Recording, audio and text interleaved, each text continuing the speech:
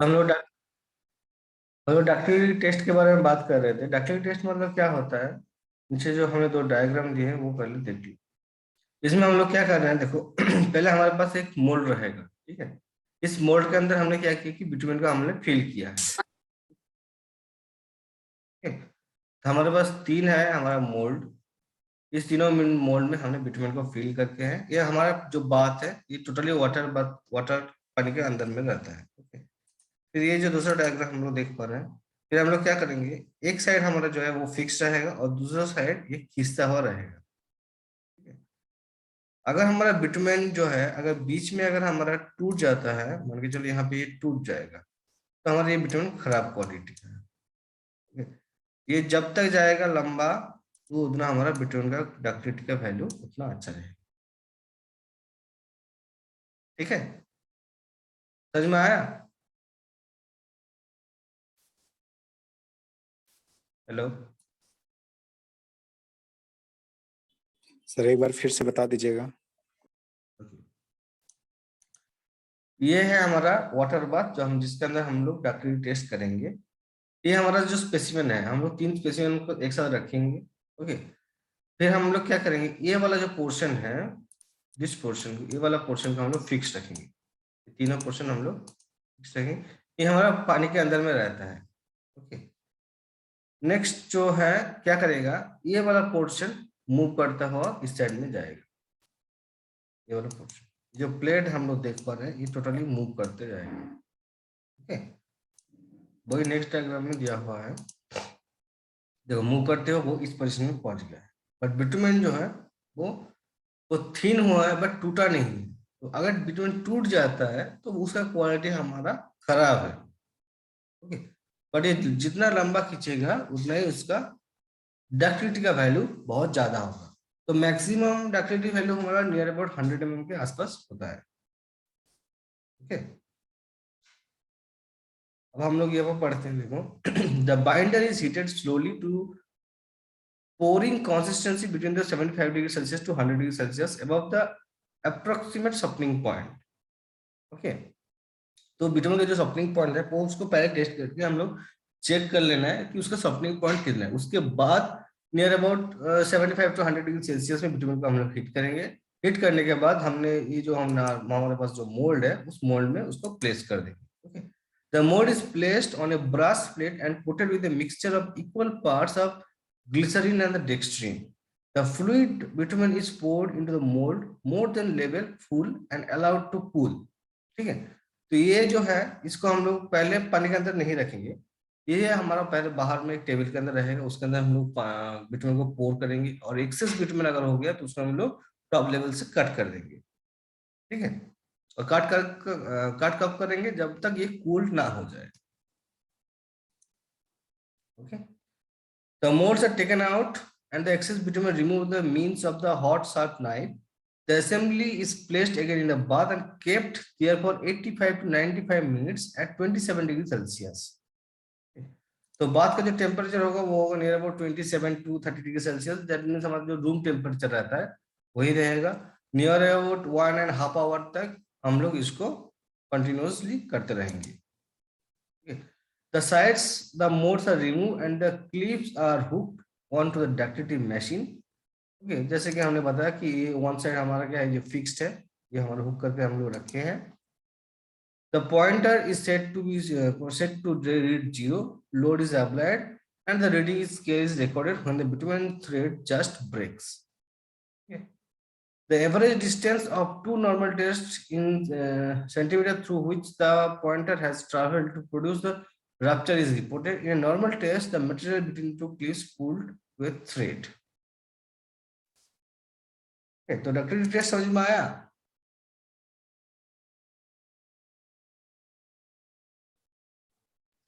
Yes sir. नहीं sir, एक बार फिर और एक बार फिर से बताएंगे, ठीक है। तो डक्टिलिटी टेस्ट में हम लोग क्या करते हैं, ये वाला जो सैंपल देख पा रहे हो ना, पहले ये सैंपल को हम लोग बाहर में रख देंगे। सर आप इस मशीन का ये तीन समझ पा रहे फीचर? हाँ, फिर से बोलो। ये जो तीन दिया हुआ है ना सर, हाँ, ये मतलब ये है क्या मतलब सर? ये है हमारा एक सैंपल, ठीक है, एक ब्रास प्लेट, इसके अंदर हम लोग बिटुमेन को पोर करते हैं। जैसे कि हम लोग सब पहले जो सॉफ्टनिंग पॉइंट टेस्ट देखे थे, ये देखो, ये इसमें सॉफ्टनिंग पॉइंट में क्या होता है, पहले ये बॉल इसके अंदर जाएगा, फिर ये अंदर जाएगा, फिर हम लोग इसके अंदर बिटुमेन को पोर करते हैं। सिमिलरली इसके इसमें भी वही ये है, ये हमारा एक मोल्ड है, ठीक है, ये मोल्ड के अंदर हम लोग पहले बिटुमेन को पोर करेंगे और एक्सेस बिटुमेन जो है उसको काट करके एक सेम लेवल पे रखेंगे। फिर हमारा क्या करेंगे, फिर हमारा ये जो मशीन है, इस इलेक्ट्रिक मशीन के अंदर हमने एक साइड को फिक्स रखेंगे।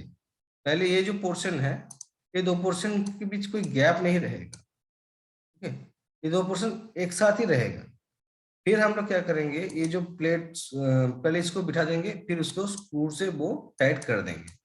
फिर ये वाला पोर्शन जो है वो फिक्स रहेगा और ये वाला पोर्शन हमारा क्या करते रहेगा, मूव करता रहेगा। समझ में आया?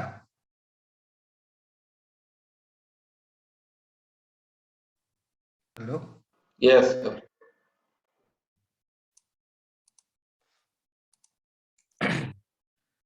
सो इसका सिग्निफिकेंस क्या है, देखो, the test indicates the cohesive property of the bitumen and its ability to form a thin continuous film around the aggregate. It is also an indication of the binding strength and ability to withstand the shocks. मतलब है कि ये अगर अगर rigid type का हो जाता है तो मतलब क्या होता है कि अगर हम थोड़ा सा भी इसको खींचेंगे तो ये टूटने का चांसेस है। ओके, ये फ्लेक्सिबल है, इसका हम लोग जितना भी खींच रहे हैं ये लंबा होता जा रहा है, तो जितना भी लंबा होगा उसके अंदर कोई भी अगर लोड आएगा तो उसमें क्या होगा, वो लंबा रहेगा, वो टूटेगा नहीं। So that is its binding strength and ability to withstand the shock. So in the flexible pavement construction, bitumen binders should form thin ductile film around the aggregate. Okay, तो अगर ये थीन फिल्म के साथ अगर जुड़ा नहीं रहेगा तो हमारा एग्रीगेट के साथ वो बाइंड भी अच्छे तरीके से नहीं हो पाएगा। The binder material which does not possess sufficient ductility would crack, resulting in damping effect. The ductility values of bitumen vary from 5 to over 100 centimeter. Often, a minimum value of 50 centimeter is specified for the bituminous pavement construction. Okay, तो generally इसका value जो है 5 to 100 centimetre तक होता है और 50 centimetre के नीचे अगर इसका वैल्यू आया है तो उसका बिटुमिन का क्वालिटी बहुत ही खराब है, उस बिटुमिन को हम लोग यूज नहीं कर सकते। अब तुम लोग बोलोगे what is sir 5 centimetre, what is 50 centimetre, what is 100 centimetre? इसका बीच का जो डिस्टेंस है वो होता है हमारा 100 सेंटीमीटर। तो ये हम लोग चेक करेंगे ये इसका डिस्टेंस कितना लंबा होगा, वो भी वो 1.5 आवर के अंदर ले, ठीक है। सर इसमें टेम्परेचर कितना बोल लेते हैं? 27 डिग्री सेल्सियस जो रूम टेम्परेचर रहता है। जी सर। तो डॉक्टर टेस्ट समझ में आया? सर हाँ, यस बोलो। सर। सर इसमें जो ये क्या बोलते हैं बिटुमिन है, ये नॉर्मल टेम्परेचर में रहता है, इसमें ना ही हार्ड रहता है ना ही सॉफ्ट रहता है। नहीं, पहले जो बिटुमिन को अगर हम नॉर्मल टेम्परेचर में रखेंगे तो इसके अंदर हम लोग डालेंगे कैसे, ये स्पेसिमेन के अंदर हम लोग डाल नहीं सकते ना। तो पहले हम लोग बिटुमिन को हीट करते हैं yes near sir. About 100 degree Celsius temperature, तब उसके बाद ना ये लिक्विड फॉर्म में आएगा, फिर हम लोग इसके अंदर इसको डाल सकते हैं, फिर इसको हम लोग कूलिंग के लिए रूम टेम्परेचर में छोड़ देते हैं, ठीक है, आधा घंटा तक रूम टेम्परेचर में छोड़ देंगे तो ऑटोमेटिकली ये हमारा क्या हो जाएगा, सेमी सॉलिड फॉर्म में आ जाएगा, हार्ड बन जाएगा। फिर इसका जो एक्सेस पोर्शन रहेगा उसको हम लोग शार्प नाइफ से काट कर देंगे। Yes sir. आ समझ में? जी सर। हाँ जी। ठीक है, नेक्स्ट है हमारा स्पेसिफिक ग्रेविटी टेस्ट। बिटवीन का स्पेसिफिक ग्रेविटी कितना होता है, मैंने ऑलरेडी तुम लोगों को बता दिया था, 0.92 टू 1.02 के बीच होता है। अच्छा, स्पेसिफिक ग्रेविटी का मतलब क्या होता है, what do mean the specific gravity? ये तुम लोग सभी जानते हो स्पेसिफिक ग्रेविटी। स्पेसिफिक ग्रेविटी क्या होता है?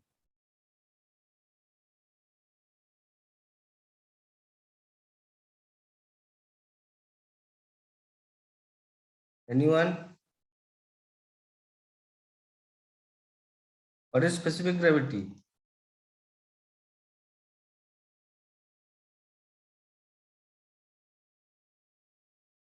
Anyone knows what is specific gravity? Abdul Rahman.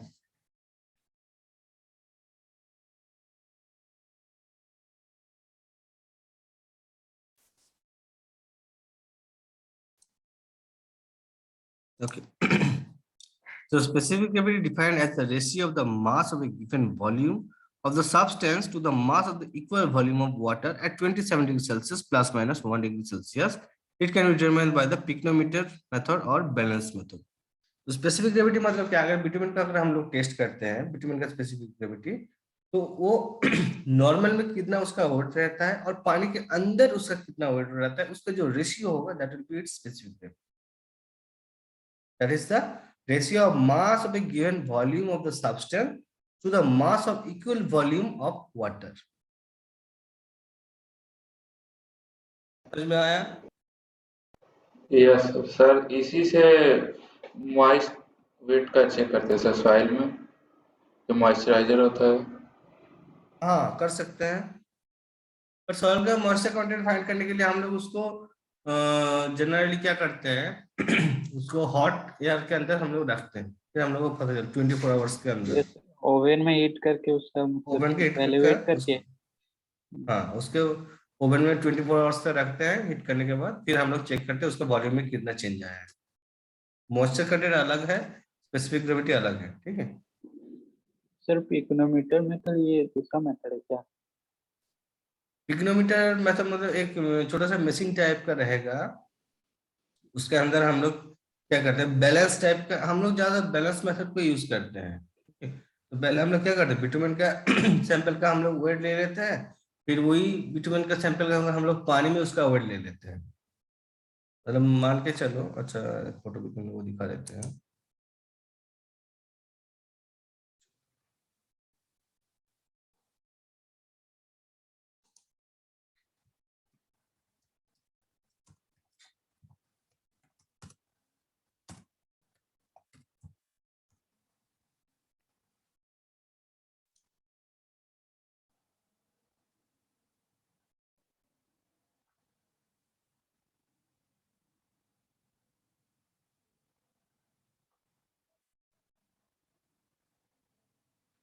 मेरे पास है नहीं.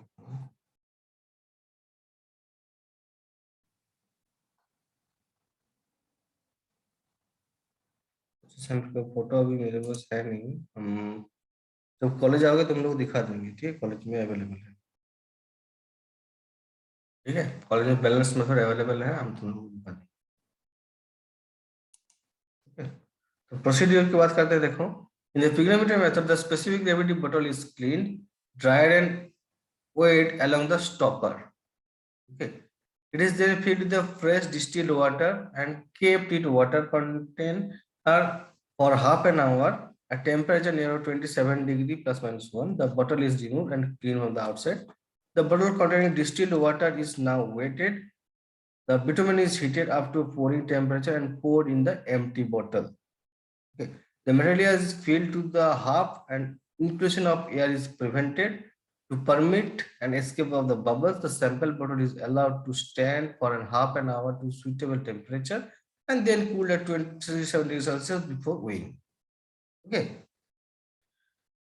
तो इसमें हम लोग देख पा रहे हैं पिग्नोमीटर के अंदर हम लोग क्या करते हैं, पहले हम लोग पिग्नोमीटर के अंदर पानी को डालते हैं, फिर उसका वेट ले लेते हैं, फिर हमारा जो सैंपल है उसका वेट ले लेते हैं, फिर सैंपल का वेट ले लेते हैं और फिर हम लोग दोनों का रेशियो फाइंड कर लेते हैं, तो हमारा स्पेसिफिक ग्रेविटी फाइंड हो जाएगा.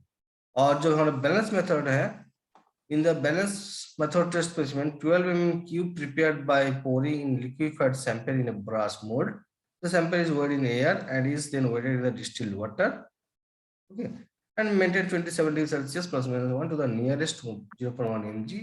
Specific gravity of the bitumen material is calculated. Okay, तो हमारे एक क्यूब के जैसा बिटुमेन मटेरियल हम लोग पहले बना लेते हैं, फिर हम लोग उसका वेट चेक करते हैं, फिर हमारा वही सैंपल हम लोग वाटर बाथ के अंदर 27 डिग्री सेल्सियस जो हमारा जनरली रूम टेम्परेचर है उसमें उसका वेट कितना होता है ये हम लोग चेक करते हैं. फिर उन दोनों का जो रेशियो है that will be specific gravity. समझ में आया?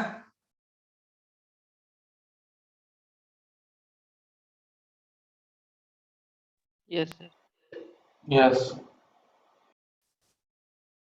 ट्रिग्नोमेट्री के लिए उसका फॉर्मूला देखो, c minus A by B minus A minus D minus सी।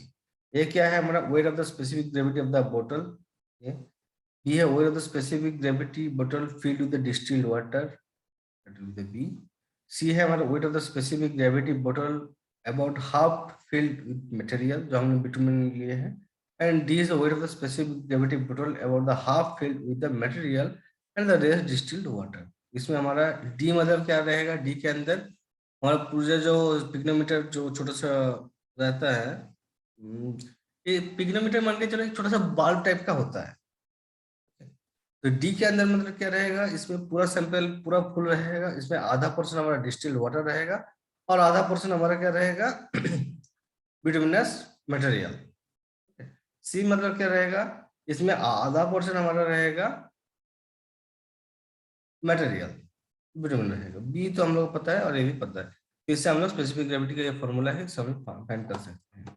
और बैलेंस मेथड में क्या हो जाएगा, A minus A by A minus B. ये है हमारा weight by the dry specimen, जो हमने सैंपल लिए उसका वेट, बाय बी होगा weight of the specimen immerse in the distilled water.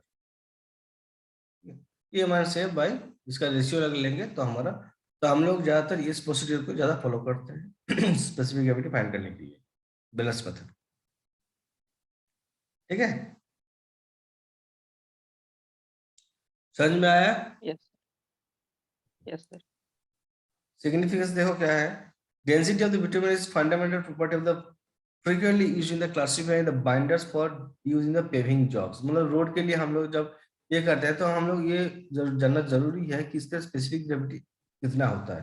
तो ये हम लोग उसके साथ जो हम लोग एग्रीगेट है, इसका भी स्पेसिफिक ग्रेविटी और बिटुमेन का स्पेसिफिक ग्रेविटी को हम लोग चेक करते हैं। अदरवाइज जो हम लोग रोड बनाएंगे तो हमारा दिक्कत क्या होगा कि वो दोनों अच्छे से बाइंड नहीं कर पाए, अच्छे से नहीं जोड़ पाए। So in most application, the bitumen is weighted, but finally in use with aggregate system, the bitumen quantity is converted to the volume basis. Okay, thus an accurate specific gravity value is required for conversion of weight to the volume. तो इसके लिए हमने जो बोला है, generally ये मान के चलो स्पेसिफिक ग्रेविटी का वैल्यू होता है 0.98 to 1.02 और बिटुमेन, अगर अच्छा क्वालिटी का बिटुमेन है तो। ये हमारे पास जो बिटुमेन है उसमें बहुत सारा मिनरल्स ऐड होता है, बहुत सारा डस्ट ऐड होता है, कार्बन ऐड होता है, तो हमारा क्या होता है कि हमारा जो स्पेसिफिक ग्रेविटी है वो चेंज हो जाएगा। ठीक है, तो आगे जाके तुम लोग और अच्छे से पढ़ोगे, 6th सेमेस्टर में है जब हाईवे, उस टाइम में हम ही पढ़ाएंगे तुम लोगों को। तो बहुत सारे टाइप का बिटुमेन होता है, तो जो अच्छा क्वालिटी बिटुमेन होगा उसका स्पेसिफिक ग्रेविटी रहेगा 0.98 to 1.02। ठीक है, एडिशन टेस्ट, एडिशन मतलब तुम लोगों को पता ही है क्या है। एडिशन मतलब एग्रीगेट और बाइंडर के बीच ये कितना अच्छे से वो जोड़ के रहता है, that is its addition test. Okay, so it is also known as aggregate between affinity test. Affinity मतलब भी वही सेम है, जोड़ के रखना है। तो 200 gram dry and clean aggregate passing 20 mm sieve are heated and retained on 12.5 mm sieve up to 150 degree Celsius. तो 200 ग्राम हमने क्या लिए हैं, ड्राई एंड क्लीन एग्रीगेट लिए हैं, जो हमारा 20 mm sieve से पास करता है एंड 12.5 mm से वो रिटर्न करता है, एंड उसको हम लोग 150 डिग्री सेल्सियस तक उसको हम लोग हीट करेंगे।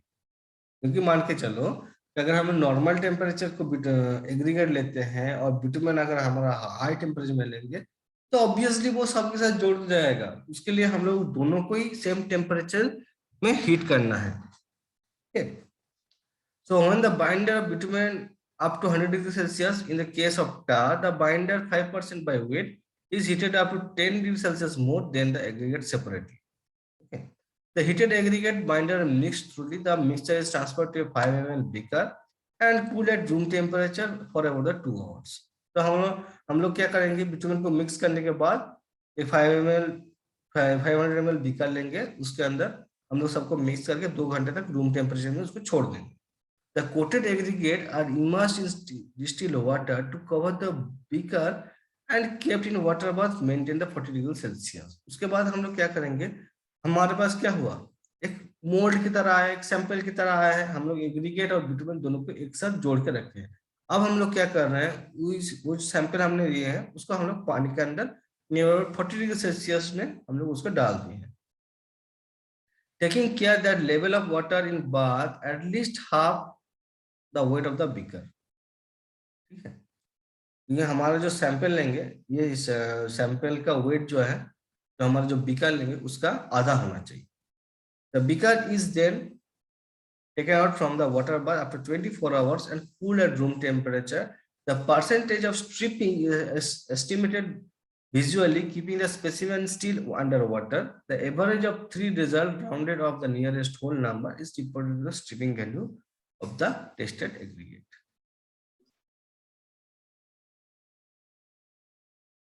Okay.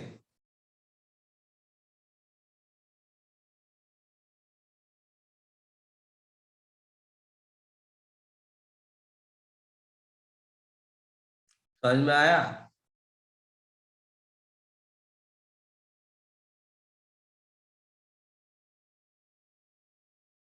हेलो,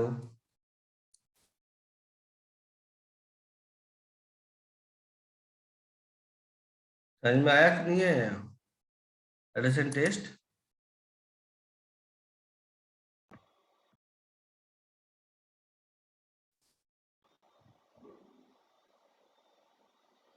बताओ शुभम कुमार, समझ में आया? फिर से समझाना है? सर एक बार बता दीजिए फिर से। सर थोड़ा थोड़ा बोलो, फिर से बोलो। पूरा का पूरा वही है फिर। ओके, मैं फिर से एक बार एक्सप्लेन करता हूँ। Yes, एडिशन टेस्ट, ठीक है, एडिशन टेस्ट मतलब होता है हमारा एग्रीगेट के साथ इसका बॉन्डिंग कैसा है। ओके, तो हम लोग पहले क्या करते हैं, 200 ग्राम हम लोग सैंपल लेते हैं जो हमारा ड्राई रहेगा और क्लीन एग्रीगेट रहेगा। एग्रीगेट 200 ग्राम हम लोग एग्रीगेट लेंगे। कैसा एग्रीगेट लेंगे, जो हमारा 20 mm सिप से पास हो जाएगा और 12.5 के रिटेन होगा। मतलब इसका जो सैंपल का साइज होगा वो 20 mm से कम होगा और 12.5 से ज्यादा होगा। फिर वो 200 ग्राम सैंपल को हम लोग 150 डिग्री सेल्सियस टेम्परेचर में उसको हीट करेंगे, और जो बिटुमेन है इसको हम लोग 100 डिग्री सेल्सियस में हीट करेंगे। फिर दोनों को हम लोग अच्छे से मिक्स करेंगे। ठीक है, अच्छे से मिक्स करने के बाद हम लोग क्या करेंगे, एक 500 ml बीकर लेंगे, उसके अंदर हम लोग उसको रख देंगे। तो मिक्स हमने बनाया है वो मिक्स को हम लोग 500 बीकर के अंदर रख देंगे रूम टेम्परेचर में 2 घंटे के लिए। ओके, फिर क्या करेंगे, जब वो कूल हो जाएगा, मतलब वो हार्ड हो गया है, अब हार्ड सैंपल को हम लोग पानी में 40 डिग्री टेम्परेचर में 1 दिन के लिए रख देंगे। ठीक है, अब 1 दिन रखने के बाद हम लोग ये देखेंगे कि बिटुमेन कितना जो एग्रीगेट है वो कितना एग्रीगेट वो बाहर आया है और कितना एग्रीगेट वो एक साथ जुड़ा हुआ है। तो जितना एग्रीगेट उससे अलग हुआ है that will be its stripping value, और वही स्ट्रिपिंग वैल्यू है हमारा एडिशन टेस्ट। समझ में आया?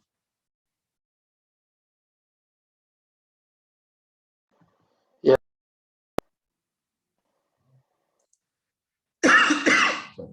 इसका तो स्पेसिफिकेशन सिग्निफिकेंस क्या है, देखो। Besides selecting road aggregates of suitable physical strength and exercising the normal quality control, तो अगर हम लोग देखो ये हम लोग कहाँ पे यूज करते हैं, ये हम लोग रोड के लिए यूज करते हैं। तो रोड में अगर बिटुमेन और एग्रीगेट का बॉन्डिंग अगर अच्छे से नहीं होगा तो क्या होगा, हमारा जब व्हीकल उसके अंदर उसके ऊपर से मूव करता रहेगा तो एग्रीगेट और बिटुमेन जो है वो बाहर आ जाएगा, हमारा रोड के ऊपर बड़ा बड़ा गड्ढा बन जाएगा। ठीक है, हमारा रोड खराब हो जाएगा। सही है ना? So it is necessary to foresee the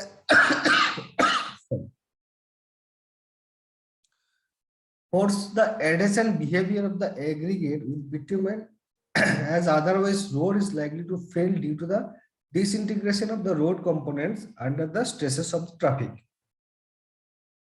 ठीक है, So the prior knowledge of the adjacent behavior of available road metal with bitumen helps the civil engineer to decide on the suitability of available road metal for bituminous construction.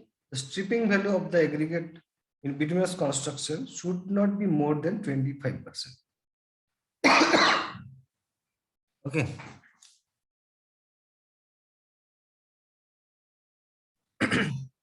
Okay. तो ये समझ में आया। तो हमारा जो striping value होगा ये 25% से ज्यादा नहीं आना चाहिए।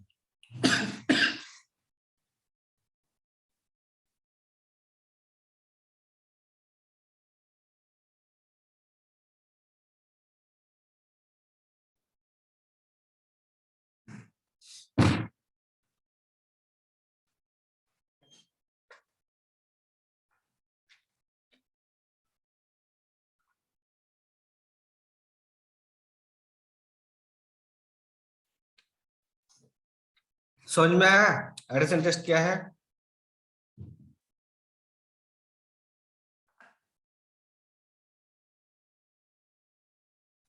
हेलो। Yes sir. ओके। तो नेक्स्ट है हमारा, हम लोग जो एप्लीकेशन है बिटुमेन का कंस्ट्रक्शन में, तो हम लोग किस जगह पे बिटुमेन कंस्ट्रक्शन कर सकते हैं? बिटुमेन इमल्सन के लिए, मास्टिक के लिए, इनप्रिग्नेट रोल मटेरियल के लिए, रूफिंग फेल्ट के लिए, एस्फाल्ट रिइंफोर्स मैट जो है उसके लिए, वाटर प्रूफिंग एस्फाल्ट स्लैब के लिए, वाटर प्रूफिंग स्टोन के लिए, prefabricated water proofing reinforced concrete, ये सब के लिए हम लोग बिटुमेन को यूज कर सकते हैं। तो हमारा बिटुमेन यहीं पे कंप्लीट हो गया है। किसी कुछ डाउट से बिटुमेन रिलेटेड?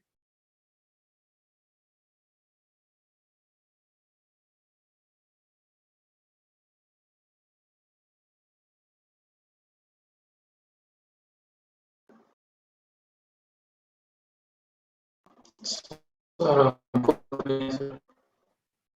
वॉइस क्लियर से नहीं आया, फिर से बताओ।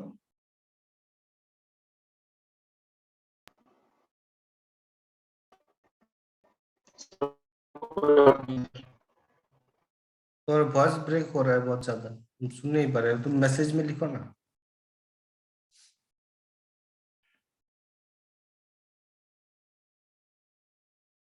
चैट में लिखो, हम देखते हैं।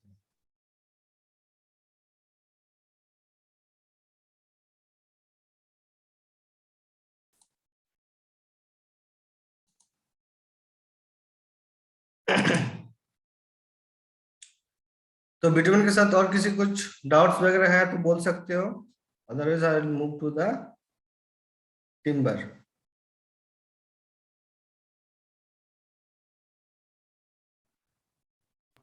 सर ब्रिक्स बाद में पढ़ाएंगे। हाँ, ब्रिक्स। ब्रिक्स तो अभी आया नहीं। Okay sir. ब्रिक्स जब आएगा हम ब्रिक्स पढ़ाएंगे, नहीं पढ़ाएंगे। ठीक है। नेक्स्ट हमारा टिम्बर है।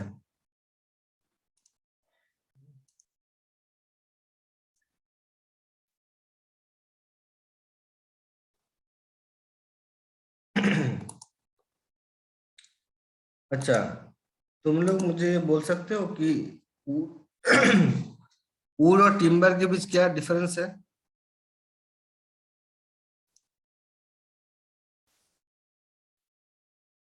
वुड एंड टिम्बर के बीच क्या डिफरेंस है?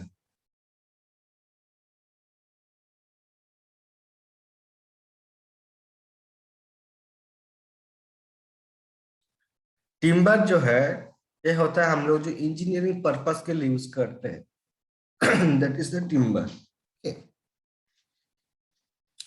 और ऑर्गेनिक मैटर जो हम लोग जो पेड़ से मिलता है that is our would.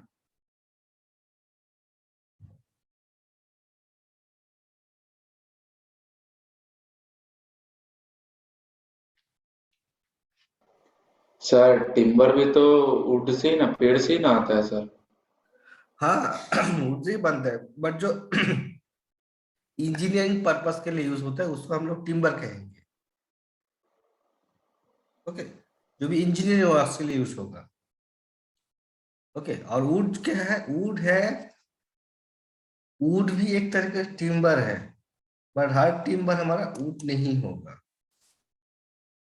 Okay, would है हमारा the organic matter obtain from the trees is called the wood. तो टिम्बर और वुड समझ में आया दोनों क्या क्या है?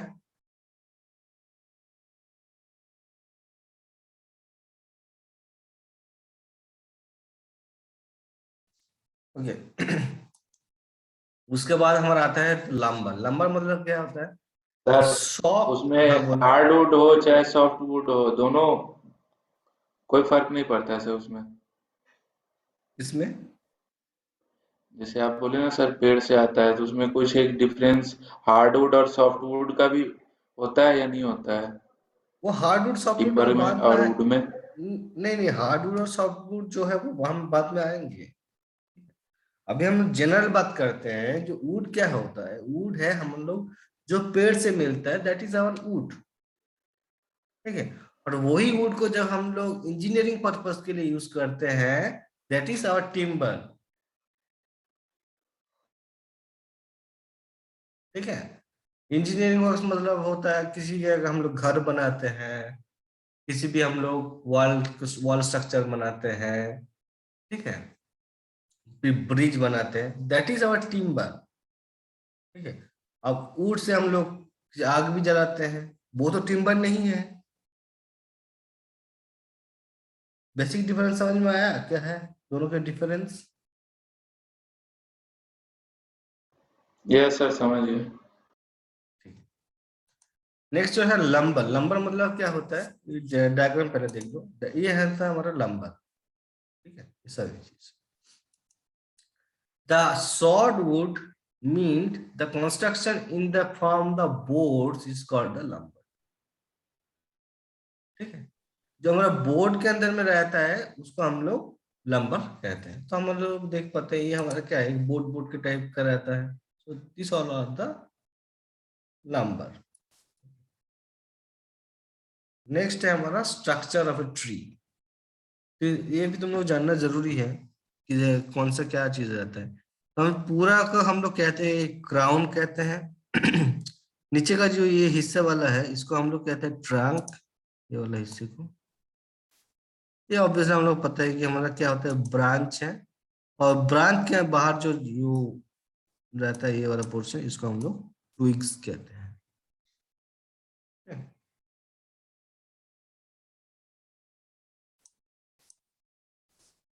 अब बहुत सारे टाइप का हम लोग ट्री देखेंगे, टाइप्स ऑफ ट्री।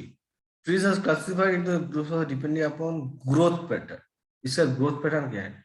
एक है हमारा endogenous trees, the trees which grows inwards in longitudinal fibres mass are called the endogenous tree. मतलब जैसे कि हमारा कोकोनट ट्रीज जो होता है वो क्या होता है, वो सीधा लंबा हो जाता है, वो होता है हमारा एंडोजेनियस ट्री। ये देखो डायग्राम, ये लंबा हो जाता है, ये हमारा एंडोजेनियस ट्री। एक्सोजेनस ट्री मतलब क्या होता है? The trees which grow in outwards across the horizontal section of stem are called the exogenous trees. These trees are only fit for the engineering construction. Exogenous trees are again subdivided into the two types. तो ये होता है हमारा exogenous trees। ठीक है, तो endogenous trees और exogenous trees समझ में आया? Yes, sir.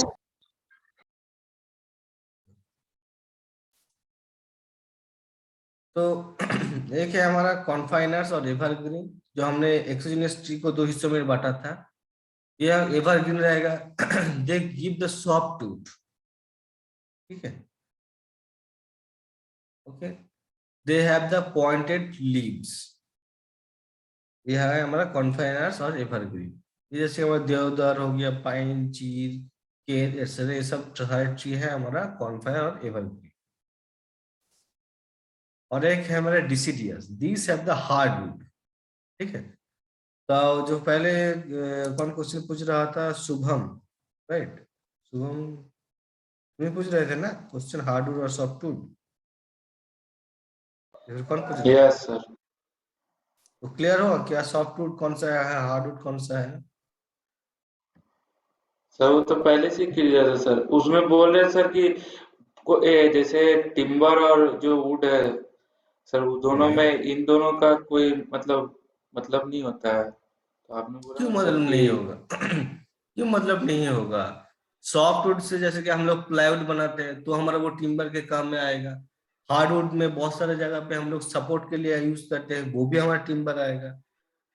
हाँ सर, तो इन दोनों इससे ही एग्जिस्टेंस करता है ना सर, इसीलिए बोल हाँ रहे थे। हाँ हमको लगा हाँ, कि दोनों ये दोनों का, ये हमको हाँ, लगा सर हार्डवुड और सॉफ्टवुड के बीच का कोई डिफरेंस यहाँ नहीं नहीं नहीं डिफाइन नहीं किया जा रहा नहीं नहीं नहीं, हार्डवुड है, इसलिए सॉफ्टवुड हम। कोई डिफाइन नहीं। हमने टिम्बर और वुड को डिफाइन किए हैं।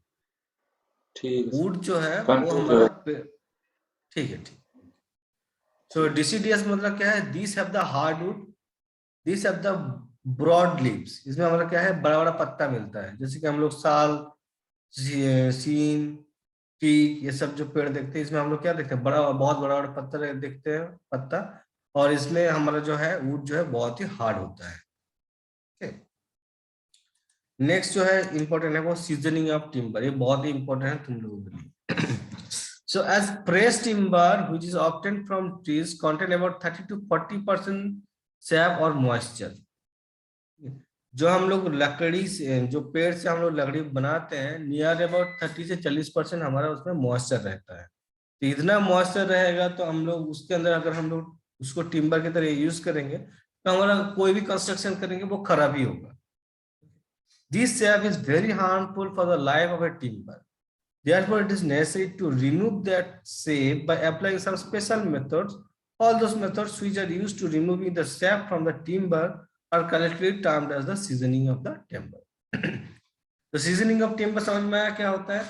जो हमारा, जो हम लोग पेड़ से जो हम लोग वुड बनाते हैं, उससे जो टिम्बर होता है उसमें नियर अबाउट 30 to 40% मॉइस्चर रहता है। उस मॉइस्चर को जो निकालने का जो प्रोसेस रहता है उसको हम लोग सीजनिंग ऑफ टिम्बर कहते हैं। Okay, the advantages of seasoned timber मतलब क्या होता है? It has reduced weight. जो ओरिजिनल वेट रहता है उसके साथ अगर पानी को मिलाएंगे तो उसको ऑब्वियसली वेट क्या हो जाएगा? ज्यादा हो जाएगा। अब जब हम लोग मॉइस्चर को रिलीज कर दिए हैं तो उसका वेट जो है वो कट जाएगा। It is strong and durable. It is resistance to decay और rot. It takes high polish. It is easier to work. Its life is more or durable.